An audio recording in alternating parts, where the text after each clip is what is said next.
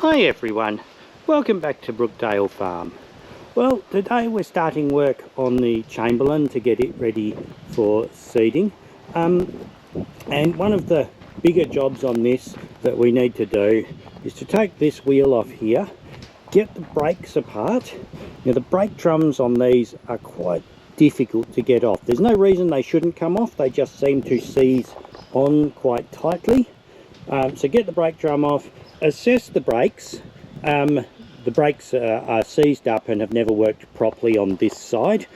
And we also want to check the wheel bearings. So the first thing we need to do is jack it up and get this wheel off here.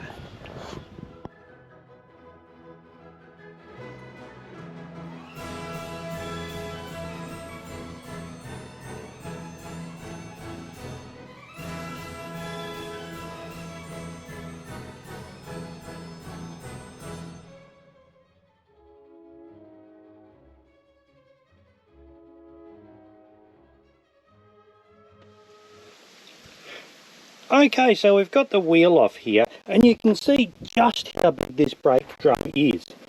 There's a phenomenal amount of braking surface area here for the shoes to contact with the drum. And I don't know why none of the brakes on these old Chamberlains seem to work very well. I presume that when they were new, they all worked reasonably well and they're just so worn out. The brakes on this one didn't work at all on either side when I got it. And I discovered that they were both seized up, and the pedal was down, which meant it had worn the brake pads right out as far as it could. Once I freed up the other side, all I needed to do was adjust it up, and it works reasonably well now.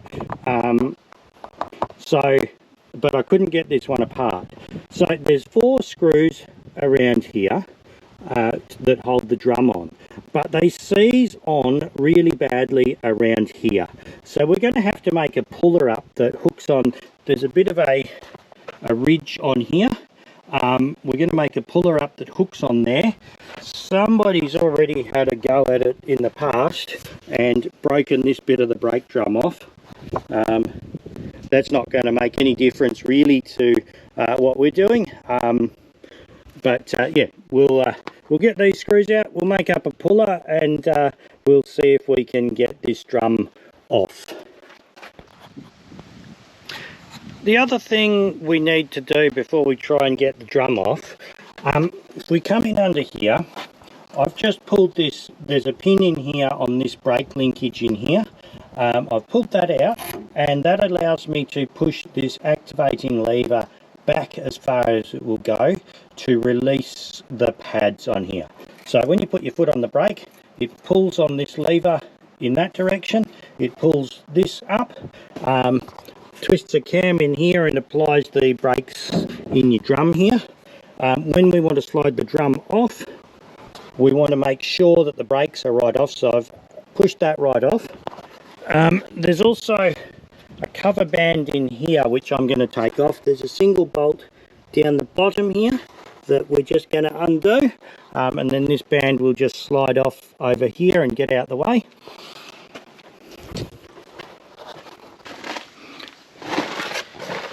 Now that we've got this cover slid back here, we can see we've actually got really good access for getting some levers in here, or some wedges in here to help pull the drum off.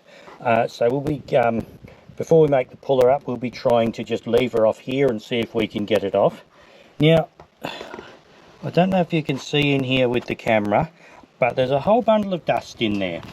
Now some of that is just going to be dirt, but quite a lot of that dust in there is going to be asbestos dust. The linings in here are asbestos linings. This tractor was built in the 1960s. Most brakes, clutches and quite a lot of gaskets contained asbestos back then.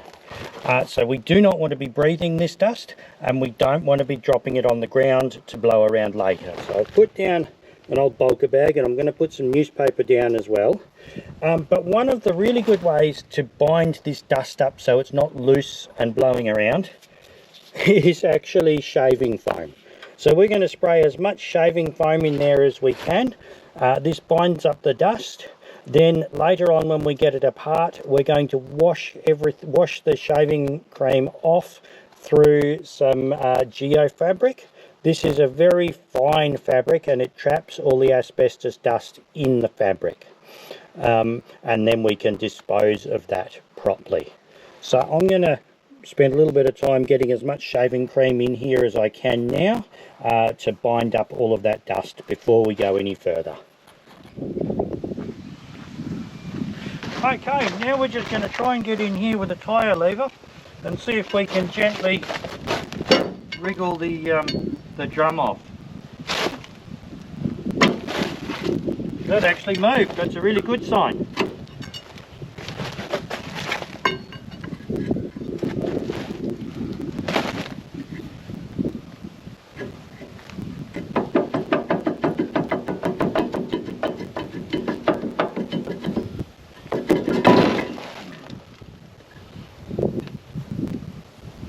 Well, that was a lot easier than I was expecting.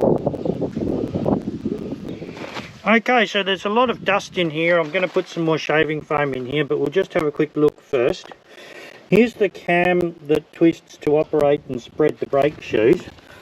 Now, if we look at these shoes here, they're almost brand. Well, this one on this side's a bit more worn out. This one here is almost brand new. Now, this one does less of the work. This one does need to be relined because it's worn down the bottom here. The drums look all right, so we'll get this cleaned up now, and then we can have a better look at how we're going to go about getting these shoes off to take them in to get them relined, and then we can look at also freeing up all of this mechanism through here. Okay, so we've cleaned this up about as much as we can at this point. The next thing is to take the two shoes off. So to do that, we've got to take this split pin out in here and undo that nut. There's a spring and a big washer behind it. There's a spring in here. There's a nut and etc. on that side too. Big spring in here that has to come off. And if we come down underneath here, there's this retaining plate which holds both the bottom end of these shoes on. So there's a little circlip in there. We'll take them off. That plate will come off. And then if we look in, let me get a good angle. If we look right in here, there's another a couple of springs in there that hold the shoes on as well. So we're going to get all of them off, get the shoes off. And then we can send the shoes off to be relined. We can finish cleaning up the rest of it.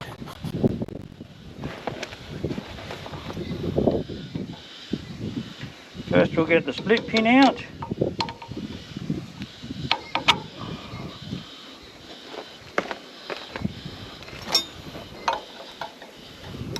Then undo the castellated nut.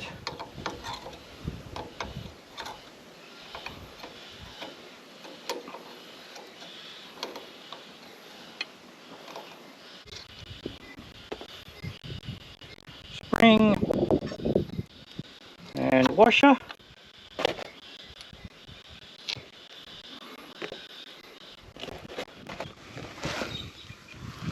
Two little tiny circlips down here.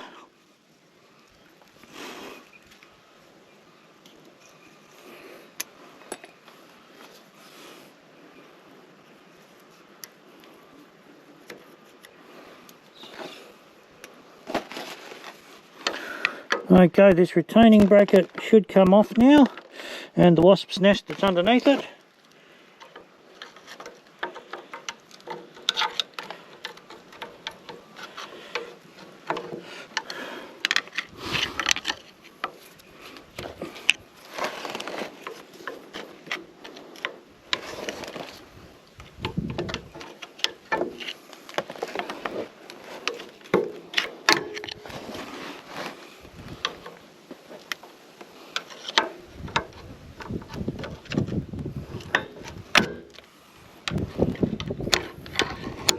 Ah, that bracket also holds the springs, so that will make the springs easier to get off with any luck.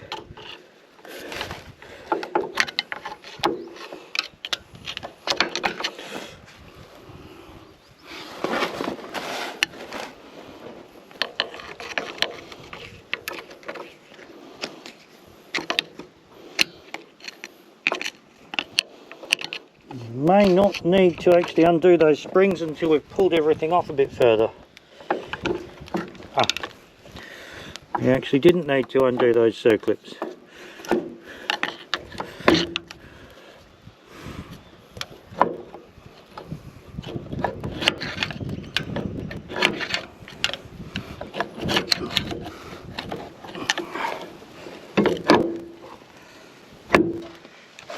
So after a fair amount of mucking around, I managed to get this spring off this shoe.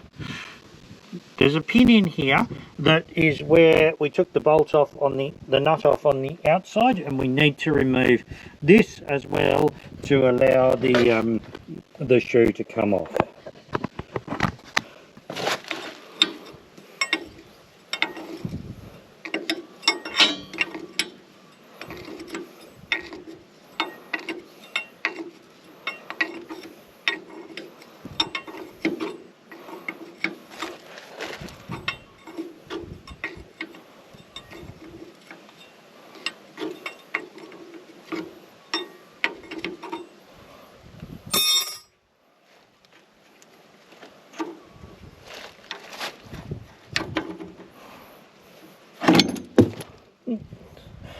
That allows us to spread these two shoes and drop them off the bottom with any luck.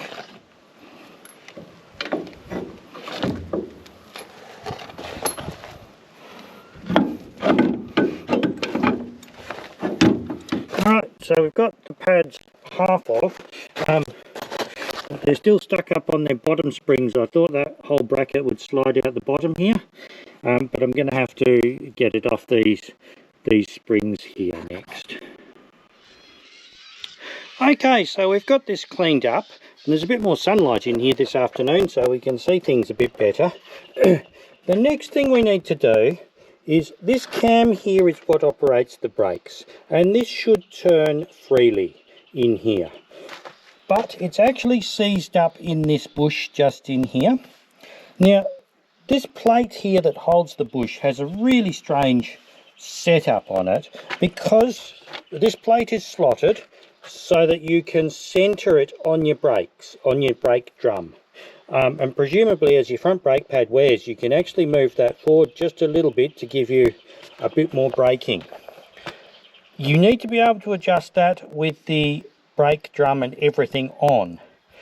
So to undo it, it has these things, these round things here are actually bolts, but you can't get a spanner on this end. If we look in behind here, this is the other end of it here. The square on the outside, let me try not to block the light, is the bolt, and then it's got this lock nut here, so that you can undo the lock nut, loosen this off, center your plate, then you can do it everything up from the other side there. So it's just a matter of loosening off the lock nut. I've done this one already, and taking the lock nut right off, and then using this square to screw this piece right through, and then this plate should slide, this plate and shaft should slide out. Now we've already undone this piece down here. This piece up here, it is free in here, and I've been greasing that. This collar here is going to be well stuck on the shaft, so we're hoping not to have to undo that. I'm hoping to pull this out just far enough to be able to knock this collar down, polish this up a little bit, clean up all the surfaces, and then we'll just grease it up, put it back together like that. So it's a little bit of an unusual setup on here. We've got the odd looking bolt, but also we have this nut here which sits in the slot and holds the bracket at the right height. Now this nut doesn't actually have any thread on it, which means it just slides over there and turns on there, so the nut stays the same way round in the oval slot, even when you're doing the bolt up and undoing the bolt. So quite an unusual way to do it. Now, unfortunately, this is the brake shaft here up under the cab, and on this end of the shaft here, there's a circlip. But I don't have a pair of circlip pliers that's going to get into that to undo it. So instead we're going to take this bracket off here. There's only 2 bolts holding it on. So we'll just hopefully quickly undo them. And then we should be able to slide this whole shaft out, at least to the point where this comes up against the inner drop box here.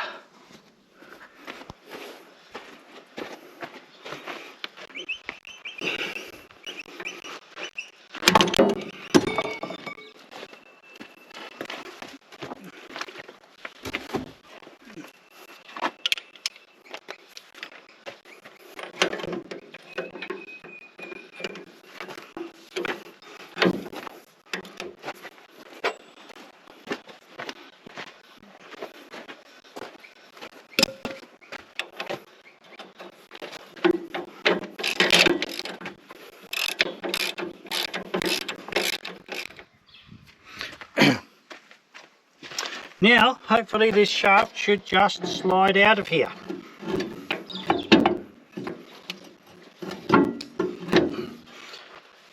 That's going to be plenty far enough now to get access to both sides of this. So I'm going to put a bit of penetrating oil on here, and we'll clean this up a bit and let this soak, and then hopefully we can just tap this back far enough that we can clean up all of this bush in here and get this turning really nicely again. Okay, now that we've got this shaft pulled out, we're just holding it back here with a pair of multi-grips against this flange, and we're just going to try and tap it back here, back on these bits. We can't get a pipe over it because this cam is actually bigger than this bush here. But yeah, we're just going to try and tap it back. Hopefully we can move it back on the shaft far enough, clean up the shaft, and it'll be good to go back together.